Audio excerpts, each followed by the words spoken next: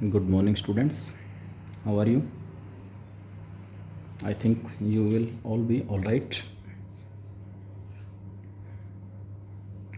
अब मैं इसमें कुछ एक डेफिनेशन और डिस्कस करने जा रहा हूँ जो बाकी बची हुई थी, मान लो किसी कारणवश रह गई थी। हॉरिजॉन्टल मैट्रिक्स हमारे पास क्या होता है, वर्टिकल मैट्रिक्स क्या होता है, पीरियोडिक मैट्रिक्स क्या होता है, इनवॉल्यूटरी की डेफिनेशन हो सकता है आपको बता दी हो। तो यहाँ पर हमारे पास सबसे पहले दिया हुआ let A equal to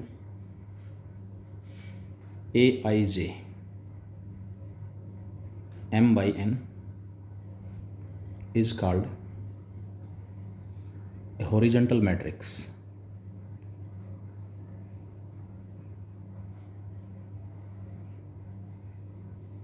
if number of columns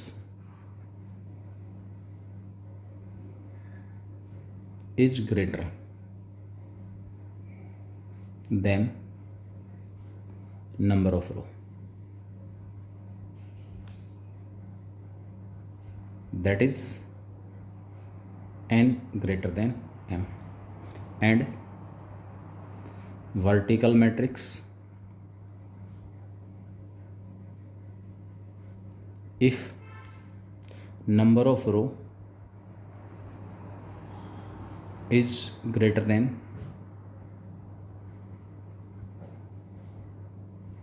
number of columns. रो जो है उनकी संख्या कॉलम्स की संख्या से ज़्यादा हो, that is m greater than m जो है वो n से क्या हो, बड़ा हो, m greater than n. For example 1 2 3 -2 -1 0, ये हमारे पास हॉरिजॉन्टल मैट्रिक्स है. कैसा मैट्रिक्स है? Horizontal matrix. हॉरिजॉन्टल मैट्रिक्स, ठीक है. नंबर ऑफ कॉलम्स कितने हैं? 3 है. नंबर ऑफ रो कितनी है? 2. 3 2 से बड़ा है, इसलिए इस मैट्रिक्स को मैं क्या कहूँगा? Horizontal matrix. 1 0 0 -1 2 3, ये हमारे पास वर्टिकल मैट्रिक्स है. इस मैट्रिक्स को हम क्या करें? Vertical matrix. Clear? Vertical matrix, horizontal matrix और वर्टिकल मैट्रिक्स. यहाँ रो की संख्या ज़्यादा है, रो 3 है, कॉलम 2 है, तो इस मैट्रिक्स को हम क्या कहेंगे? Vertical matrix. आ सकता है मान लो एक आध नंबर में which of the following is horizontal, which of the following is vertical, तो आपको पता होना चाहिए डेफिनेशन है. पीरियोडिक मैट्रिक्स हमारे पास, पीरियोडिक मैट्रिक्स, ध्यान रखना स्क्वायर मैट्रिक्स कभी भी हॉरिजॉन्टल और वर्टिकल नहीं होगा. स्क्वायर जो मैट्रिक्स है वो कभी भी हॉरिजॉन्टल और वर्टिकल नहीं होगा, क्योंकि रो और कॉलम्स की संख्या बराबर है. हॉरिजॉन्टल होने के लिए कॉलम्स की संख्या नंबर ऑफ रो से ज़्यादा होनी चाहिए, वर्टिकल होने के लिए नंबर ऑफ जो रो हमारे पास हैं और नंबर ऑफ कॉलम से ज़्यादा होनी चाहिए. Periodic matrix, A square matrix A is called periodic matrix if a raised to power k plus 1 equal to a for some positive integer k and k is list. भाई a raised to power k plus 1 अगर a के equal आ जाता है, जिस प्रकार आपने periodic function में पढ़ा था f of x plus t equal to f x for some t greater than 0, तो उस केस में t जो है वो उस फंक्शन का पीरियड कहलाता था. इसी प्रकार हमारे पास पीरियोडिक मैट्रिक्स, ये जो k हमारे पास है वो इस मैट्रिक्स की पीरियोडिसिटी कहलाएगा. For some positive integer k and k is least, then k is called period of the matrix A. K जो है वो मैट्रिक्स ए का पीरियड कहलाएगा. A raise to power k plus 1 if equal to A की power k plus 1 की value अगर ए के equal है, तो उस केस में इस मैट्रिक्स ए को मैं क्या कहूँगा? पीरियोडिक मैट्रिक्स कहूँगा. Every idempotent matrix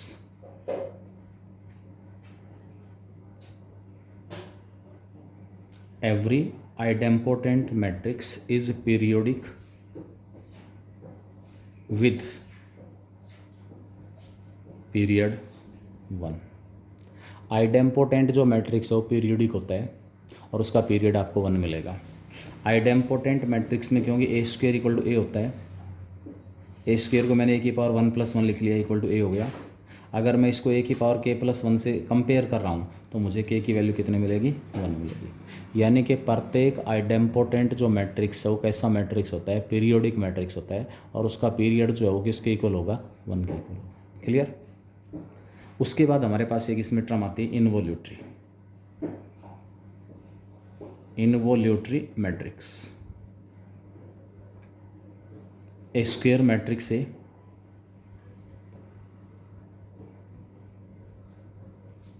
is called involutory if a square equal to i।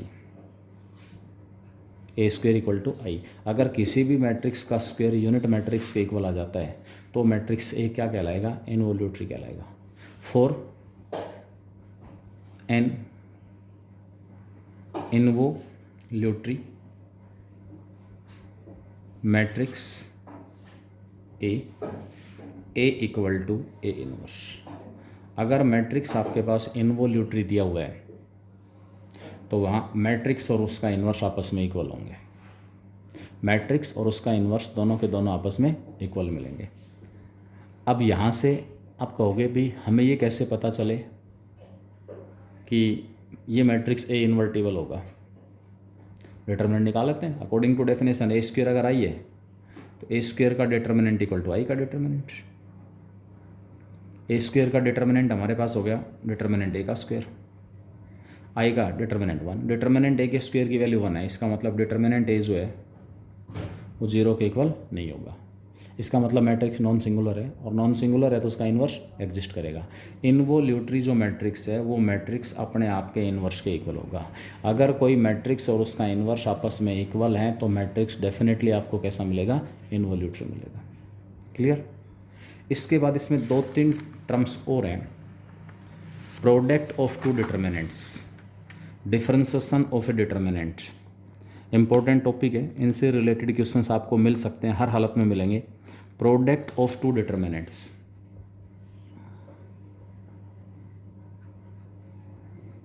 Product of two determinants. अगर 2 डिटर्मिनेंट्स को हमें मल्टीप्लाई करना है तो हम कैसे करेंगे। आपने अभी तक मैट्रिक्स मल्टीप्लिकेशन पढ़ा है, मैट्रिक्स मल्टीप्लिकेशन पढ़ा है।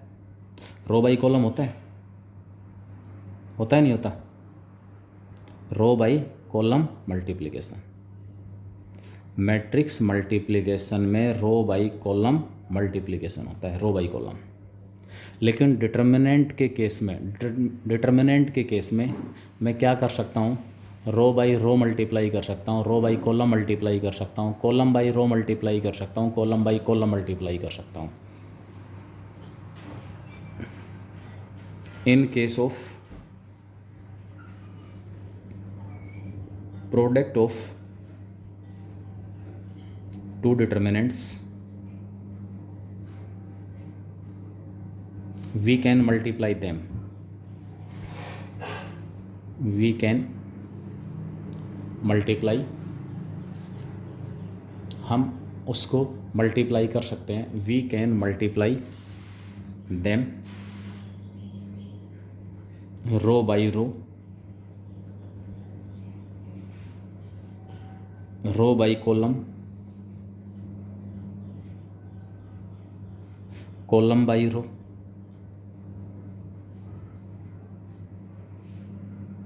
Column by column. That is अगर मेरे पास 2 डिटर्मिनेंट हैं, चलो मैं 2/2 के से इन चारों चीज़ों को डिस्कस कर देता हूँ। हमारे पास 2 डिटर्मिनेंट हैं। एक तो डिटर्मिनेंट ए है, A1 A2 और B1 B2 एलिमेंट्स हैं। शॉर्ट इसमें ज़्यादा टाइम डिस्कशन में कम लगेगा, इसलिए मैं डिस्कस कर रहा हूँ। डिटर्मिनेंट बी हमारे पास है, ये हमारे पास है अल्फ़ा 1 अल्फ़ा 2 बीटा 1 बीटा 2। ये दोनों डिटर्मिनेंट जिन स्क्वायर मैट्रिसेस के डिटर्मिनेंट है, क्या वो square matrix A1 A2 B1 B2 नहीं हो गई? आपको determinant A into determinant B निकालना है। It is equal to A1 A2 B1 B2 into में अल्फ़ा 1 अल्फ़ा 2 बीटा 1 बीटा 2। जब आपको एक ऑप्शन तो है कि भी डिटर्मिनेंट एक्सपेंड कर लिया, इसकी वैल्यू निकाल ली, इसकी वैल्यू निकाल ली, लेकिन इस कॉन्सेप्ट का यूज़ कहाँ पर है? बहुत बड़ा यूज़ है इसके अंदर। जब डिटर्मिनेंट के अंदर जो एलिमेंट्स आपके पास हैं वो थोड़े से टिपिकल दिए हुए हैं, उस केस में हम इस कॉन्सेप्ट का यूज़ करेंगे। अब आपको ये भी पता है कि determinant A into determinant B जो है वो हमारे पास A इंटू B का डिटर्मिनेंट होता है। यानी कि पहले हमें क्या करना पड़ेगा, यहाँ से जो कोरस्पॉन्डिंग मैट्रिसेस A और B हैं उनको मल्टीप्लाई करना पड़ेगा। कोरस्पॉन्डिंग मैट्रिसेस है उनको क्या करना पड़ेगा, मल्टीप्लाई। तो यहाँ कोरस्पॉन्डिंग मैट्रिक्स क्या हुआ, A1 A2 B1 B2 alpha 1 alpha 2 beta 1 beta 2। अगर मैं मैट्रिक्स मल्टीप्लाई कर रहा हूँ पहले, यानी कि पहले मैट्रिसेस को मल्टीप्लाई कर रहा हूँ यहाँ पर, तो मैंने क्या लिखा, इट इज़ इक्वल टू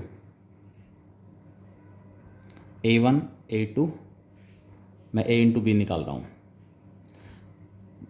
ये कोरस्पॉन्डिंग मैट्रिक्स A है, ये कोरस्पॉन्डिंग मैट्रिक्स B दिया हुआ है, A1 A2 B1 B2 into में अल्फ़ा 1 अल्फ़ा 2 बीटा 1 बीटा 2। दोनों का प्रोडक्ट निकाला तो आपके पास आएगा A1 alpha 1 first row first column A1 alpha 1 plus में A2 beta 1 first row second column A1 alpha 2 और उसके बाद A2 beta 2 plus A2 beta 2। बेटा कैलकुलेशन में 1 2 का देख लेना सफिक्स में, B1 alpha 1 B2 beta 1 B1 alpha 2 B2 beta 2। ये मेरे पास A इंटू B आ गया। अब determinant of A into B क्या होगा, determinant of A into B आ गया A1 alpha 1 plus A2 beta 1 A1 alpha 2 plus A2 beta 2 B1 alpha 1 B2 beta 1 B1 alpha 2 B2 beta 2। ये आ गया determinant of A into B। और property से determinant of A into B determinant of A into determinant of B होता है। अगर आप इसको और इसको कंपेयर कर रहे हो, determinant of A into B हमारे पास होता है determinant A into determinant B। Determinant A की वैल्यू क्या थी, A1 A2 B1 B2 और डिटर्मिनेंट B था अल्फ़ा 1 अल्फ़ा 2 और बीटा 1 बीटा 2। तो इन दोनों के प्रोडक्ट को इसमें चेंज किया तो यहाँ देखें प्रोडक्ट हुआ रो बाई कॉलम। अंदर जो एलिमेंट्स हैं डिटर्मिनेंट के अंदर रो बाई कॉलम। ये पहला एलिमेंट लेके आने के लिए फर्स्ट रो को मैं किससे मल्टीप्लाई कर रहा हूँ, फर्स्ट कॉलम से। फर्स्ट रो को मैं किससे मल्टीप्लाई कर रहा हूँ, सेकंड कॉलम से। मेरे पास ये लेफ्ट हैंड साइड आ जाएगी। यानी कि यहाँ जो प्रोडक्ट निकला वो निकला रो बाई कॉलम। जब दो डिटर्मिनेंट के एलिमेंट्स को मैंने मल्टीप्लाई किया without actually calculating the values of determinant, तो उस केस में प्रोडक्ट कैसा आया, row by column, row by column. अब देखो मैं बात यहाँ कर रहा हूँ, इसकी बात कर रहा हूँ। क्या इस determinant A into determinant B को मैं A1 A2 B1 B2 into alpha 1 alpha 2 beta 1 beta 2, इसकी जगह मैंने ये ले लिया, क्या ऐसा पॉसिबल है? और है तो क्यों? मैंने इसकी जगह ये लिख लिया, क्या डिफरेंस है दोनों में? यहाँ जो फर्स्ट रो थी वो मैंने फर्स्ट कॉलम बना दिया और सेकंड रो थी उसका सेकंड कॉलम बना दिया। प्रॉपर्टी आपके पास क्या होती है, स्क्वायर मैट्रिक्स और उसके ट्रांसपोज का जो डिटर्मिनेंट है वो दोनों क्या होते हैं, सेम। इसका मतलब मैंने यहाँ पर क्या किया, ये जिस मैट्रिक्स का डिटर्मिनेंट है हमने उस मैट्रिक्स का क्या ले लिया, ट्रांसपोज ले लिया। तो डिटर्मिनेंट के ऊपर तो कोई फ़र्क नहीं पड़ेगा। इसका मतलब ये वाला डिटर्मिनेंट और ये वाला डिटर्मिनेंट आपस में इक्वल है, इक्वल है। अब मैं अगर यहाँ से determinant A into determinant B की बात कर रहा हूँ तो ये जो दोनों डिटर्मिनेंट हैं जिन स्क्वायर मैट्रिसेस के डिटर्मिनेंट हैं वो डिटर्मिनेंट यहाँ पर क्या क्या आ गए। अगर उन दो मैट्रिसेस को मैं मल्टीप्लाई करना चाहूँ, ये पहले वाला जो डिटर्मिनेंट है वो तो कौन से मैट्रिक्स का है, A1 A2 B1 B2 का। ये वाला जो डिटर्मिनेंट है कौन से मैट्रिक्स का है, α1 β1 α2 β2। अब दोनों को मल्टीप्लाई कर रहा हूँ तो क्या आ जाएगा, A1 α1 row by column plus A2 α2। मैं एक बार डिस्कस कर रहा हूँ इसको, उसके बाद मैं कंक्लूजन बता दूंगा कि ये चीज़ आपको याद रखनी है। A1 β1 plus A2 β2 B1 α1 plus B2 α2 B1 β1 plus B2 β2। ये A इंटू बी आ गया। अब determinant of A into B क्या होगा, जैसे यहाँ पर मैंने determinant of A into B, ये जो A इंटू बी था उसका डिटर्मिनेंट हो गया। यहाँ जो A इंटू बी है इसका डिटर्मिनेंट ले लूँगा, it will be A1 α1 plus A2 α2 A1 β1 plus A2 β2 B1 α1 plus B2 α2 B1 β1 plus B2 β2। ठीक है, एक्चुअल में ये determinant A into determinant B है, determinant A into determinant B. अब अगर मैं आपसे ये पूछूं कि भाई यहाँ पर ये अगर determinant A into determinant B है, ये भी determinant A into determinant B था, तो यहाँ से ये लेके आने के लिए प्रोडक्ट किस प्रकार हुआ, प्रोडक्ट किस प्रकार निकला। देखो यहाँ पर पहला एलिमेंट A1 α1 प्लस A2 α2, पहली रो का पहला एलिमेंट पहले एलिमेंट से मल्टीप्लाई हुआ, पहली रो का दूसरा एलिमेंट इसमें पहली रो के दूसरे एलिमेंट से मल्टीप्लाई हुआ। A1 α1 प्लस में A2 α2 एक एलिमेंट आया। फिर यहाँ से फर्स्ट रो, यहाँ से second row, A1 β1 plus A2 β2 A1 β1 plus A2 β2। इसी प्रकार B1 α1 plus B2 α2 B1 α1 plus B2 α2 B1 β1 plus B2 β2। यानी कि यहाँ इन दो मैट्रिसेस को जो मैंने मल्टीप्लाई किया, एक्चुअल में मुझे क्या लग रहा है कि प्रोडक्ट रो बाई कॉलम की बजाय, प्रोडक्ट रो बाई कॉलम की बजाय कैसा निकला, रो बाई रो। मतलब आप दो डिटर्मिनेंट्स को मल्टीप्लाई कर रहे हो तो जो प्रोडक्ट हमारे पास आएगा वो रो बाई कॉलम निकाल सकते हो। यहाँ पर ये आ गया आपके पास row by row product, row by row. मतलब determinant A into determinant B मेरे पास ये था, और जब इसको मैंने एक सिंगल मैट्रिक्स का डिटर्मिनेंट बनाया तो ये बन गया ये। तो यहाँ से मैं यहाँ कैसे आया, जब ये मैट्रिक एलिमेंट्स जो हैं वो किस प्रकार मल्टीप्लाई हुए, रो बाई रो। कौन सी प्रॉपर्टी ने, कौन से फैक्टर ने काम किया ऐसा होने के लिए, इस फैक्टर ने। डिटर्मिनेंट A भाई एक्चुअल में तो मेरे पास यही था, determinant A into determinant B था। मैट्रिक्स A ये है, मैट्रिक्स B ये है। इस determinant A into determinant B को मैंने इसकी बजाय ये लिख दिया। कैसे लिखा, पहले वाला था as it is A1 A2 B1 B2। ये जो डिटर्मिनेंट था ना, ये जिस स्क्वायर मैट्रिक्स का डिटर्मिनेंट है उसकी बजाय उसका ट्रांसपोज ले लिया। अब मुझे पता है मैट्रिक्स का डिटर्मिनेंट और उसके ट्रांसपोज का डिटर्मिनेंट इक्वल होते हैं, दोनों इक्वल है, तो ये मैं ले सकता हूँ, इसकी जगह लिख लिया मैंने। अब मैंने अगले स्टेप में क्या कहा कि भाई ये एक मैट्रिक्स है, ये दूसरा मैट्रिक्स है, दोनों मैट्रिसेस के डिटर्मिनेंट आपस में मल्टीप्लाई हो रहे हैं। प्रॉपर्टी मैंने पढ़ रखी है कि डिटर्मिनेंट A और डिटर्मिनेंट B को जब मल्टीप्लाई करते हो तो A और B का डिटर्मिनेंट होता है वो। तो ये जिस स्क्वायर मैट्रिक्स का डिटर्मिनेंट है, ये जिस स्क्वायर मैट्रिक्स का डिटर्मिनेंट है, उन दोनों मैट्रिसेस को मैंने मल्टीप्लाई कर लिया। ये A ये B, A into B। Matrix हैं तो प्रोडक्ट रो बाई कॉलम में निकलेगा। पहले मैट्रिक्स की हेल्प लेके फिर मैंने उसको किस में कन्वर्ट किया है, डिटर्मिनेंट में। ठीक है, तो रो बाई कॉलम मल्टीप्लाई किया, ये A इंटू बी आ गया। अब A इंटू बी है तो A इंटू बी का डिटर्मिनेंट इसका डिटर्मिनेंट हो जाएगा, ये डिटर्मिनेंट आ गया। अब मैंने शुरुआत कहाँ से की थी, determinant A into determinant B से की थी, तो A इंटू बी का determinant A into determinant B के भी इक्वल है, इसका मतलब ये इसके इक्वल है। तो यहाँ से ये कैसे आया, जब प्रोडक्ट कैसे हुआ, रो बाई रो। A1 α1 प्लस में A2 α2। मतलब रो का पहला एलिमेंट कैसे निकलेगा, यहाँ से पहली रो उठा लो, यहाँ की पहली रो, यहाँ की पहली रो रहेगी, यहाँ की दूसरी रो, दूसरा एलिमेंट। अगर यहाँ तीन तीन एलिमेंट होते, यहाँ की पहली रो और यहाँ की तीसरी रो उठा लेता, पहली रो के सारे एलिमेंट आ जाते। फिर यहाँ की दूसरी रो उठाता, दूसरी रो को फर्स्ट रो के साथ, दूसरी रो को इधर की सेकंड रो के साथ, दूसरी रो को इधर की थर्ड रो के साथ, सेकंड रो के एलिमेंट आ जाते। इसी प्रकार इधर की थर्ड रो, इधर की फर्स्ट रो, इधर की थर्ड रो, इधर की सेकंड रो, इधर की थर्ड रो, इधर की थर्ड रो, तो थर्ड रो के एलिमेंट्स आ जाते हैं। यानी कि दो डिटर्मिनेंट्स को आपको मल्टीप्लाई करना है तो आप टोटल कितने तरीके से मल्टीप्लाई कर सकते हो? 4 तरीके से। Either row by column, A into B बना के इधर से इधर, इधर से इधर, फिर second row first column, second row second column, एक method. Row by row multiply कर सकते हो, column by column, A1 alpha 1 plus में B1 बीटा 1। यहाँ कॉलम फर्स्ट ही रहेगा, यहाँ का सेकंड कॉलम लेना, लेकिन एलिमेंट यहाँ फिर ये नहीं आएगा, ये एलिमेंट आएगा।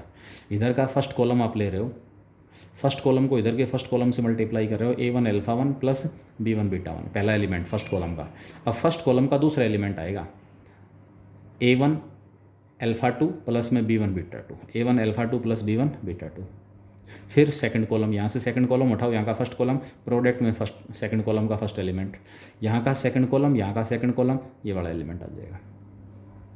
यानी कि दो डिटर्मिनेंट्स मल्टीप्लाई करने हैं। कंक्लूजन ये निकला, तो मैं इसको कितने तरीके से मल्टीप्लाई कर सकता हूँ? 4 तरीके से। 4 तरीके से मल्टीप्लाई कर सकते हैं, तो हमारे पास क्या आ जाएगा? ये प्रोडक्ट आ जाएगा। क्लियर?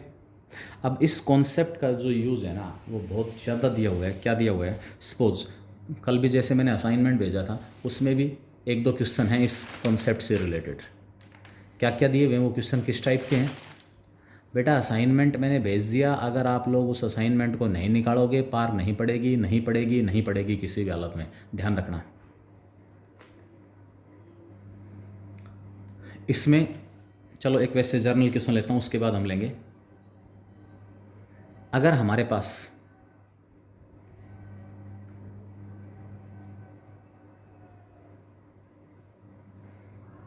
एक क्वेश्चन ले रहा हूँ मैं, SN equal to, question for practice इसी कॉन्सेप्ट का यूज़ करेंगे, alpha raise to power n plus beta raise to power n plus gamma raise to power n।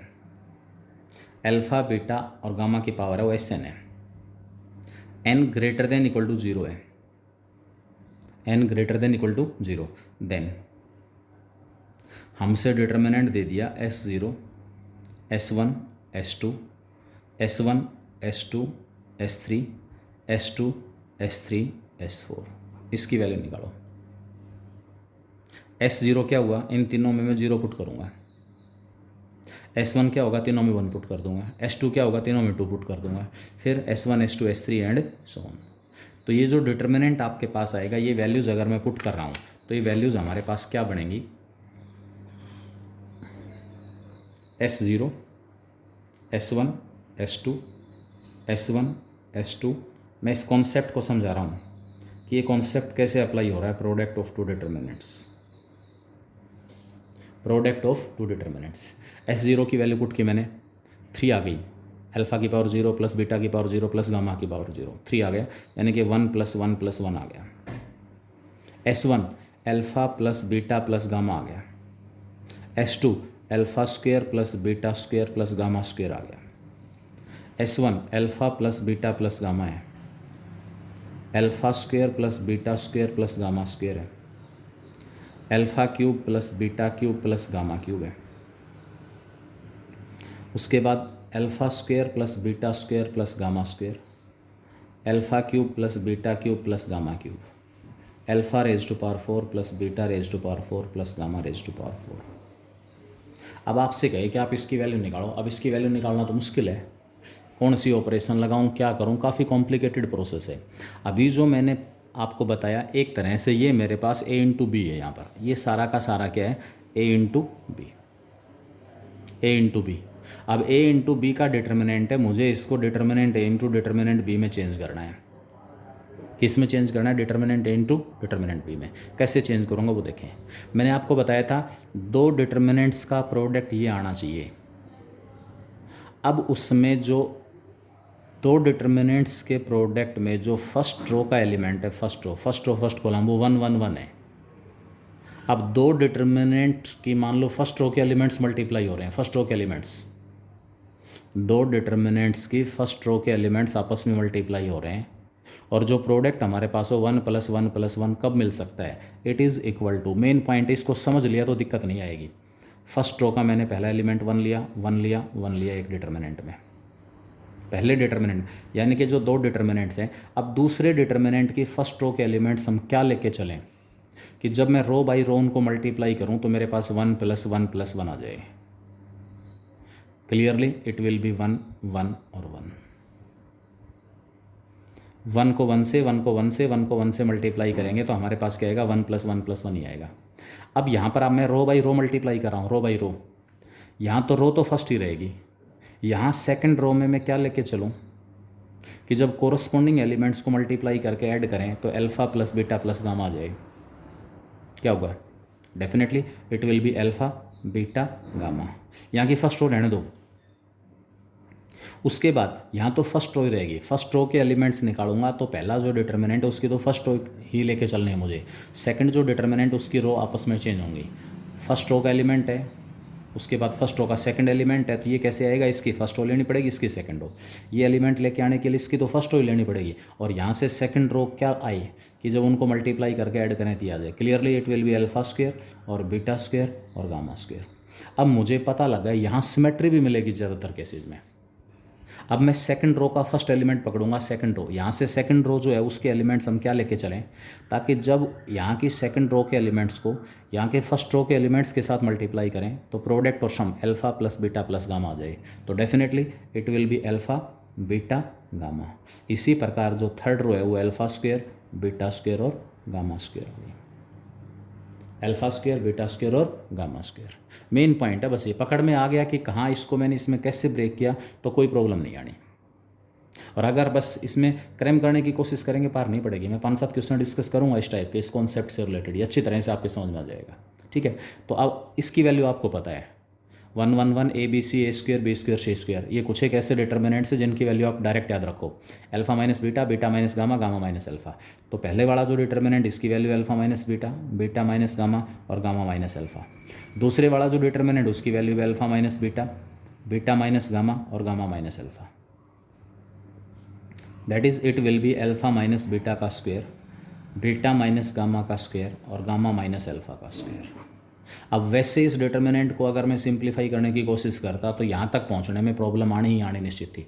यहाँ से मैंने ये कैसे लिखा ये डायरेक्ट याद रखो। आप कंपटीशन में बैठे हो, कंपटीशन में यहाँ इसका जो एक्सपेंशन हमारे पास 1 1 1 डायगोनल एलिमेंट्स को मल्टीप्लाई करेंगे, जो प्रोडक्ट है उसकी डिग्री 3 आ रही है। प्रोडक्ट की डिग्री कितनी आ रही है? 3। इसका मतलब अल्फ़ा की जगह बीटा पुट करने से पहले और दूसरा कॉलम आइडेंटिकल, इसलिए अल्फा माइनस बीटा फैक्टर होगा। बीटा की जगह गामा पुट करने से दूसरा और तीसरा column identical, beta minus gamma factor होगा। गामा की जगह अल्फा पुट करने से पहला और तीसरा कॉलम आइडेंटिकल, इसलिए गामा माइनस अल्फा फैक्टर होगा फैक्टर थ्योरम से। Alpha minus beta, beta minus gamma और गामा माइनस अल्फा, तीनों का जो प्रोडक्ट है उस प्रोडक्ट की डिग्री क्या हो जाएगी? तीनों के प्रोडक्ट की डिग्री क्या होगी? 3। और डायगोनल एलिमेंट्स का जो प्रोडक्ट वो भी कितनी डिग्री का है? 3 डिग्री का। इसका मतलब इन 3 फैक्टर्स को छोड़कर और कोई फैक्टर इसमें नहीं आएगा। तो 1 1 1 ABC A square B square C square, 1 1 1 XYZ X square Y square Z square. तो इसका एक्सपेंशन डायरेक्ट आपको याद रखना है। It will be alpha minus beta, beta minus gamma और गामा माइनस अल्फा। क्लियर? याद रहेगा? 1 1 1 XYZ, एक और याद रखना है direct, X cube Y cube Z cube. 1 1 1 XYZ, X cube Y cube Z cube. कुछ एक सिंपलेस्ट फॉर्म में उनको तो डायरेक्ट याद रख लो ताकि उनको एक्सपेंड करने में आपका टाइम वेस्ट ना हो। डायगोनल जो एलिमेंट्स उनका प्रोडक्ट 4 डिग्री का है। X माइनस वाई फैक्टर होगा क्योंकि x की जगह y पुट करने से पहला और दूसरा जो कॉलम हो आइडेंटिकल हो रहा है। y माइनस जेड भी फैक्टर होगा और z माइनस एक्स भी फैक्टर होगा। अब इन तीनों फैक्टर्स का प्रोडक्ट तो कितनी डिग्री का आ गया? 3 का। लेकिन यहाँ लेफ्ट हैंड साइड में जब आप इसको एक्सपेंड करोगे तो एक्सपेंशन में प्रत्येक टर्म 4 डिग्री की है। इसका मतलब इसके साथ एक 1 डिग्री का फैक्टर और आएगा जिसमें x y और z तीनों अपीयर हो रहे हों। वो हमारे पास क्या मिलेगा? x plus y plus z, symmetric factor मिलेगा। अगर यहाँ पर इनका प्रोडक्ट होता 5 डिग्री का तो यहाँ पर 2nd डिग्री का फैक्टर आना था। वहाँ 2 पॉसिबिलिटी, या तो x square plus y square plus z square हो सकता है या XY plus y z plus z x हो सकता है। क्लियर? तो ये आपके पास हुआ। इससे रिलेटेड कुछ एक और क्वेश्चंस, 4-5 और क्वेश्चन मैं डिस्कस कर रहा हूँ वो नेक्स्ट वीडियो लेक्चर में।